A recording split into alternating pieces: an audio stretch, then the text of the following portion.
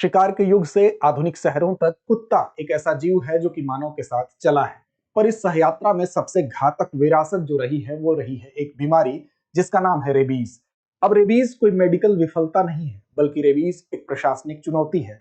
और इसी चुनौती से निपटने के लिए फिलहाल दिल्ली सरकार ने एक महामारी रोग अधिनियम 1897 के अंतर्गत कदम उठाया है कि अब इसे अधिसूचित रोग घोषित करने का निर्णय लिया है, यानी कि नोटिफिएबल डिजीज के अंतर्गत इसको शामिल किया जाएगा।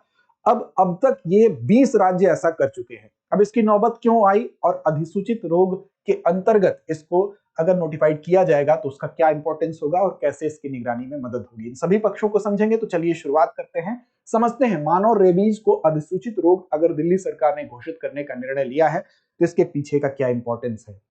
देखिए, दिल्ली सरकार ने रेबीज को महामारी रोग अधिनियम 1897 के तहत अधिसूचित रोग घोषित करने का निर्णय ले लिया है। अब सबसे पहले तो ये समझना जरूरी है कि कोई भी अगर रोग जो होता है उसको अधिसूचित रोग यानी नोटिफिएबल डिजीज अगर घोषित किया जाता है तो उसका मतलब होता क्या है।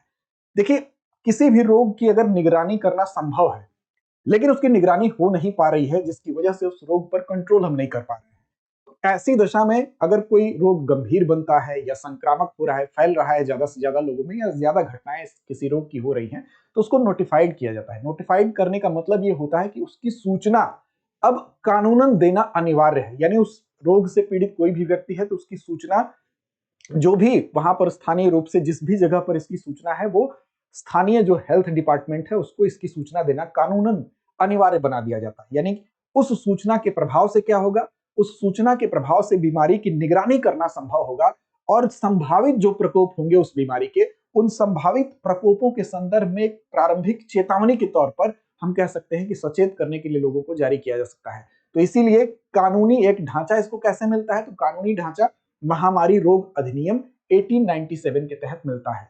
अब ये महामारी रोग अधिनियम कब बना था, तो 1897 में 1890 के में क्या हुआ था कि जब बॉम्बे प्रेसिडेंसी उस समय हुआ करती थी, उस समय वहीं पर ब्यूबोनिक प्लेग फैला हुआ था। तो उसी समय एक ऐसे अधिनियम की आवश्यकता महसूस की गई थी, तो उसी का परिणाम था कि ये अधिनियम अस्तित्व में आया था। तो 1897 के अधिनियम के अस्तित्व में आने के पीछे 1890 का बॉम्बे प्रेसिडेंसी का ब्यूबोनिक प्लेग है, ये आप याद रखेंगे।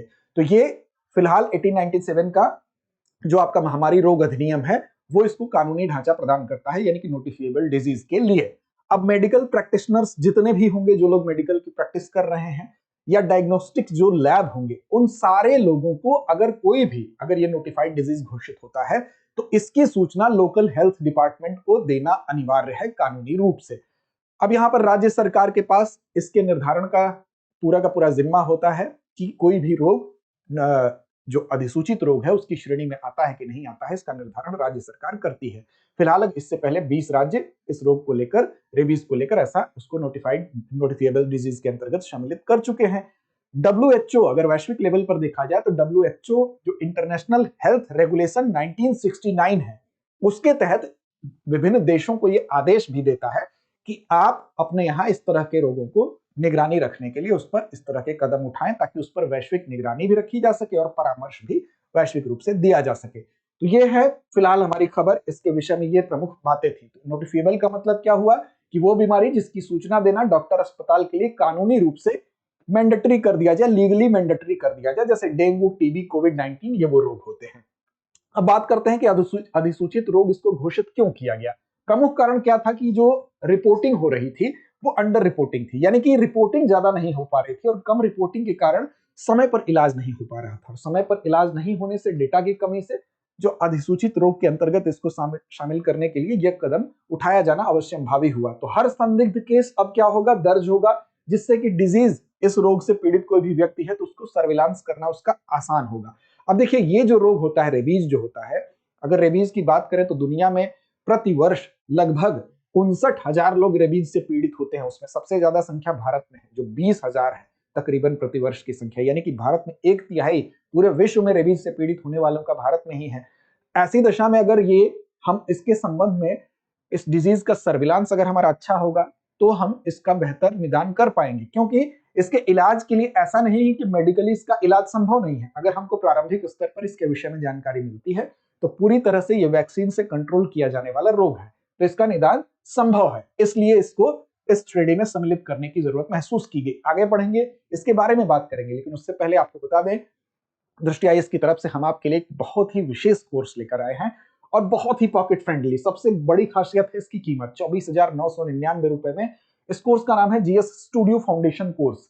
अब इस कोर्स में आपको जो जीएस की बुनियादी तैयारी है उसकी टेंशन छोड़ देनी है, क्योंकि अगर आप अगली परीक्षा की तैयारी करना चाहते हैं 27, 28, 29 में, तो आपको बुनियाद मजबूत करने के लिए प्रीलिम्स से लेकर मेंस तक के लिए ये कोर्स बेहद महत्वपूर्ण है, क्योंकि 14 माह में आपके जीएस के पूरे सिलेबस को ये कवर करता है। 18 महीने तक इसकी वैलिडिटी है, 1250 प्लस घंटों की कक्षाएं हैं। इसमें आपको प्रिंटेड मटेरियल भी मिलेंगे, 2 साल के करंट अफेयर्स का एक्सेस क्लासेस का और मटेरियल्स भी दिए जाएंगे। 18 क्लास टेस्ट आपको मिलेंगे, प्रीलिम्स मेंस दोनों के। तो ये सारी चीजें इसकी महत्वपूर्ण है। अब इसमें अगर बैच की बात करें तो हिंदी, इंग्लिश और इंग्लिश तीनों माध्यम में बैच की शुरुआत हो रही है, तो इसमें आप एडमिशन ले सकते हैं। कोई विस्तार से जानकारी चाहिए तो हमारा नंबर है 8750187501, इस पर आप कॉल भी कर सकते हैं।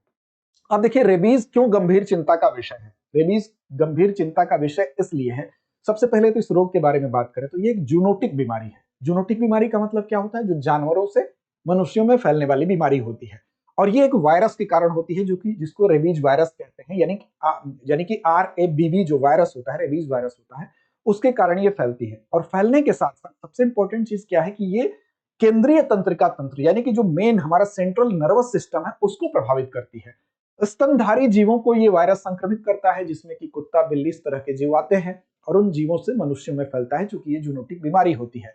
चूंकि वैक्सीन से इसको प्रिवेंटेबल है, यानी कि वैक्सीन के द्वारा अगर वैक्सीनेटेड लोग हैं या जिन स्रोत से फैल रही है बीमारी, उनको अगर वैक्सीन लगाया जाए तो इसकी रोकथाम की जा सकती है। इसलिए हम ये कह सकते हैं कि ये प्रशासनिक चुनौती है, मेडिकल चुनौती नहीं है।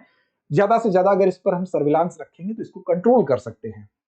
अब देखिए, मनुष्यों में जो है, बेसिकली अगर बात करें तो जानवरों की जो लार होता है, जो सैलिवा होता है, उससे मनुष्य संक्रमित होते हैं। अगर कोई किसी भी जानवर में जिसके की लार में ये वायरस है, रेबीज का वायरस है, अगर वो उसके संपर्क में मनुष्य आता है, उनके काटने से आए, उनके खरोचने से आए, या कोई ऐसा खुला स्पेस है, खुले घाव पे अगर वो वायरस टच होता है, तो उनके सैलिवा से मनुष्य भी संक्रमित होता है। अब देखिए, ये 2 तरीके का होता है। एक होता है फ्यूरियस रेबीज। फ्यूरियस रेबीज में क्या होता है कि व्यक्ति के अंदर जो सिम्टम होगा, बहुत हाइपर एक्टिव हो जाएगा, व्यक्ति हाइपर एक्टिविटीज करने लगेगा, मतिभ्रम होने लगेगा उसको। दूसरा आपका पैरालिटिक होता है। पैरालिटिक रेबीज में जाहिर सी बात है कि पक्षाघात होगा, पैरालिसिस होगा और व्यक्ति कोमा में चला जाता है। तो 2 इसके टाइप होते हैं। इसके अलावा अगर बात करें, चिंता का विषय इसलिए है क्योंकि इसका जो इंक्यूबेशन पीरियड होता है, यानी कि जो लक्षण दिखाई देने के पहले का समय है, जब आपको पता ही न चले कि आप उस वायरस से संक्रमित हो चुके हैं, वो कभी कभी 2 से 3 महीना होता है सामान्य रूप से, लेकिन कभी कभी 1 हफ्ते से लेकर 1 साल तक हो सकता है। लेकिन आप उदाहरण से ऐसे समझिए कि आपको रेबीज वायरस आपके अंदर प्रवेश कर चुका है, लक्षण आपको दिखाई नहीं दे रहे हैं, क्योंकि इसका इंक्यूबेशन पीरियड ज्यादा है, तो ऐसी दशा में आप बुरी तरह संक्रमित हो जाएंगे। और बुरी तरह संक्रमित होने पर जब तंत्रिका तंत्र के पास, केंद्रीय तंत्रिका तंत्र के पास वायरस पहुंचने वाला होता है, ऐसी दशा में इसमें कुछ नहीं किया जा सकता है। इसलिए उसमें मृत्यु एक अंतिम तौर पर हम कह सकते हैं कि व्यक्ति की हो जाती है। इसलिए शुरुआती तौर पर इसको रोका जा सकता है। अब प्रारंभिक लक्षण क्या होता है? तो प्रारंभिक लक्षण में आपको बुखार होगा, दर्द होगा, जिस जगह पर रेबीज वायरस प्रवेश किया है, काटने, छीलने या किसी खुले घाव में, तो वहां पर जलन होगी, चुभन होगी, इस तरह के लक्षण प्रारंभिक लक्षण होते हैं। बाद में जैसे जैसे वायरस केंद्रीय तंत्रिका तंत्र की ओर प्रवेश करता है, वैसे वैसे आप देखेंगे जो क्लिनिकल सिम्टम्स होते हैं वो दिखाई देने लगते हैं, और फिर 100% ये घातक रूप में तब्दील हो जाता है। तो इसका सबसे अच्छा उपाय क्या है? सबसे अच्छा उपाय यही है कि जब इसको नोटिफिएबल डिजीज के अंतर्गत, अधिसूचित बीमारी के अंतर्गत सम्मिलित किया गया है, तो सबसे पहले तो इसके आंकड़े मिलेंगे।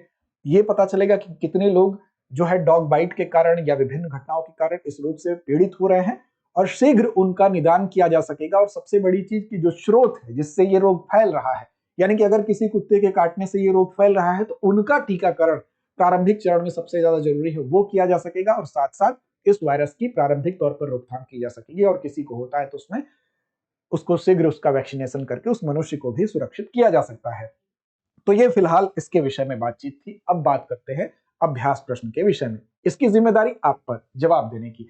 रेबीज के फ्यूरियस रूप की विशेषता क्या है? विकल्प ए कोमा, विकल्प बी पक्षाघात, विकल्प सी अत्यधिक उत्तेजना और मतिभ्रम, और विकल्प डी बिना लक्षण के संक्रमण। तो इस प्रश्न का जवाब आप कमेंट बॉक्स में दीजिए। साथ साथ याद रखिए कि आप हमें टेलीग्राम चैनल दृष्टि आईएएस यूट्यूब पर भी हमको फॉलो कर सकते हैं, क्योंकि वहां पर इस कार्यक्रम के लिंक और पीडीएफ आपको मिलेगी। तो लड़ते रहिए, अपने लक्ष्य की ओर बढ़ते रहिए। अब एग्जाम की तैयारी को और बेहतर करने के लिए हमारे चैनल को लाइक, शेयर और सब्सक्राइब करना ना भूलें।